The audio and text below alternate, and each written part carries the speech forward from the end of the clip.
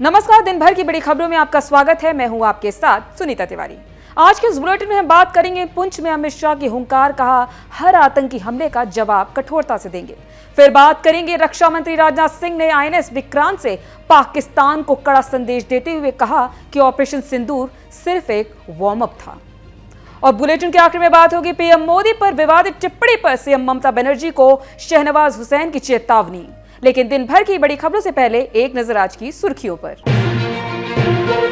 प्रधानमंत्री नरेंद्र मोदी ने आज बिहार और उत्तर प्रदेश को 90,000 करोड़ रुपए से अधिक की विकास परियोजनाओं की दी सौगात। इससे पहले पीएम मोदी ने गुरुवार को पटना एयरपोर्ट के नए टर्मिनल भवन का किया था उद्घाटन। जिस गुरुद्वारे पर पाकिस्तान ने किया था हमला, वहां पहुंचे गृह मंत्री अमित शाह सिंह सभा गुरुद्वारा में मत्था भी टेका। उत्तर प्रदेश की योगी आदित्यनाथ के नेतृत्व वाली सरकार ने गुरुवार देर रात लिया बड़ा फैसला।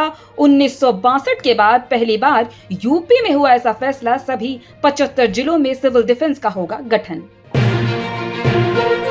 पीएम मोदी ने पटना में अचानक बदला प्लान। राजभवन से पहले उप मुख्यमंत्री विजय सिन्हा के बेटे की सगाई में पहुंचे, तस्वीरें आई सामने।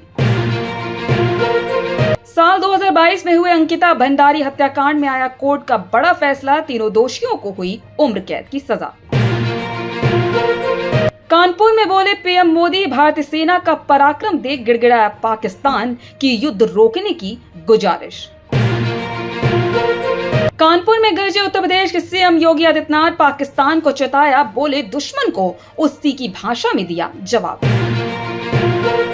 पाकिस्तान की सीमा से लगे राज्यों में अब 31 मई को होगी मॉक ड्रिल। इससे पहले इसका आयोजन 29 मई को होना था, लेकिन प्रशासनिक वजहों के चलते इसे स्थगित करना पड़ा। देश में कोरोना के 1828 एक्टिव केस, 15 मौतें। गुजरात में एक दिन के नवजात की रिपोर्ट पॉजिटिव, 8 महीने की बच्ची ऑक्सीजन सपोर्ट पर।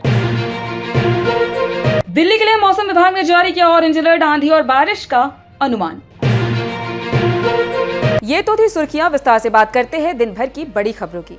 केंद्रीय गृह मंत्री अमित शाह ने शुक्रवार को यानी आज अपने पुंछ दौरे के दौरान वहां एक जनसभा को संबोधित किया। उन्होंने कहा कि प्रधानमंत्री नरेंद्र मोदी की नीति है कि हर आतंकी हमले का जवाब कठोरता और तत्परता से दिया जाएगा। बता दें कि केंद्रीय गृह मंत्री अमित शाह ने अपने जम्मू कश्मीर दौरे पर सीमा पार से गोलीबारी में प्रभावित लोगों से मुलाकात की और पीड़ित परिवार को नियुक्ति पत्र भी सौंपा। इस दौरान उन्होंने पाकिस्तान प्रायोजित आतंकवादी हमले की कड़े शब्दों में निंदा की। आइए जानते हैं इस रिपोर्ट में और क्या कहा गृह मंत्री अमित शाह ने अपने संबोधन में। गृह मंत्री अमित शाह ने पुंछ से कहा कि पाकिस्तान ने घोर निंदनीय हमला किया, रिहायशी इलाकों और धार्मिक स्थलों पर हमला किया। उस हमले में हमारे जो नागरिक हताहत हुए थे, उनके परिजनों को सरकारी नौकरी के नियुक्ति पत्र देने का कार्यक्रम आयोजित किया गया है। हम सभी जानते हैं कि मुआवजा या सरकारी नौकरी से जीवन में जो हानि हुई है, इसकी क्षतिपूर्ति नहीं हो सकती, लेकिन जम्मू कश्मीर सरकार, भारत सरकार और समग्र जनता की जो भावना जुड़ी है, यह उसका प्रतीक है। गृह मंत्री ने आगे कहा, पूरा देश इस घटना में आपके साथ चट्टान की तरह खड़ा है। जो बहादुरी पुंछ के नागरिकों और अधिकारियों ने दिखाई, उससे पूरे देश का संबल बढ़ा है। पहलगाम में निर्दोष नागरिकों, यात्रियों पर कायराना हमला हुआ। पीएम मोदी की नीति है कि हर आतंकवादी हमले का जवाब तत्परता और कठोरता से दिया जाए। उसी नीति के तहत हमने 7 मई की रात को पीओके और पाकिस्तान में जो आतंकवादी अड्डे थे, उन्हें ध्वस्त कर दिया। अमित शाह ने पुंछ में बीएसएफ के जवानों से भी संवाद किया। उन्होंने कहा, आज मैं यहाँ भारत सरकार और समस्त भारत की जनता की ओर से आपका, जिनका प्रतिनिधित्व करते हैं, आप सबका बहुत बहुत शुक्रिया। जब भी भारत की सीमा पर किसी भी प्रकार का आक्रमण होता है, तो उसे सबसे पहले झेलता बीएसएफ का जवान ही है। इसलिए किसी भी प्रकार का आक्रमण देश के अंदर चोट नहीं कर पाता, क्योंकि सीमा पर मेरे बीएसएफ के जवान का सीना होता है, वो उसे पहले झेलते हैं। गृह मंत्री अमित शाह ने बताया कि सुबह उन्हें बताया गया था कि मौसम ठीक नहीं है, तो मैंने कहा कि गाड़ी से जाएंगे और सीमा पर जवानों से मिलकर आएंगे। रक्षा मंत्री राजनाथ सिंह आईएनएस विक्रांत पर नौसैनिकों को संबोधित करते हुए कहा, मैं आप सभी से कहना चाहता हूं, आप अपनी तैयारियों में कोई कमी न रखें। अब तक जो हुआ वह तो वार्म अप था। अगर पाकिस्तान ने फिर से कोई जरूरत की तो इस बार नौसेना भी हरकत में आएगी और फिर भगवान ही जानता है कि पाकिस्तान का क्या होगा। मैं जानता हूं।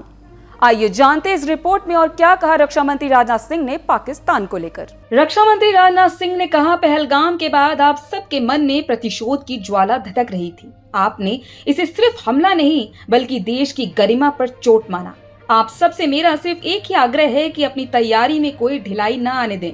प्रधानमंत्री नरेंद्र मोदी ने पहले ही स्पष्ट कर दिया है कि भारत की धरती पर अगर कोई आतंकी हमला हुआ तो उसे हम एक्ट ऑफ वॉर मानेंगे और उसका जवाब उसी भाषा में देंगे। रक्षा मंत्री राजनाथ सिंह ने आईएनएस विक्रांत से पाकिस्तान को कड़ा संदेश देते हुए कहा, हाफिज सईद मुंबई हमलों का गुनहगार है। समंदर के रास्ते मुंबई में मौत बरसाने का जो गुनाह उसके संगठन ने किया है उसका इंसाफ होना चाहिए। यह काम पाकिस्तान में नहीं हो सकता। मुंबई हमलों के एक आरोपी तहव्वुर राणा को पिछले दिनों भारत लाया गया। पाकिस्तान की ओर से बार बार बातचीत की पेशकश की जा रही है। कल ही पाकिस्तान के प्रधानमंत्री शहबाज शरीफ ने फिर यह बात दोहराई है, मगर भारत ने साफ कह रखा है कि बात होगी तो आतंकवाद पर होगी, पीओके पर होगी।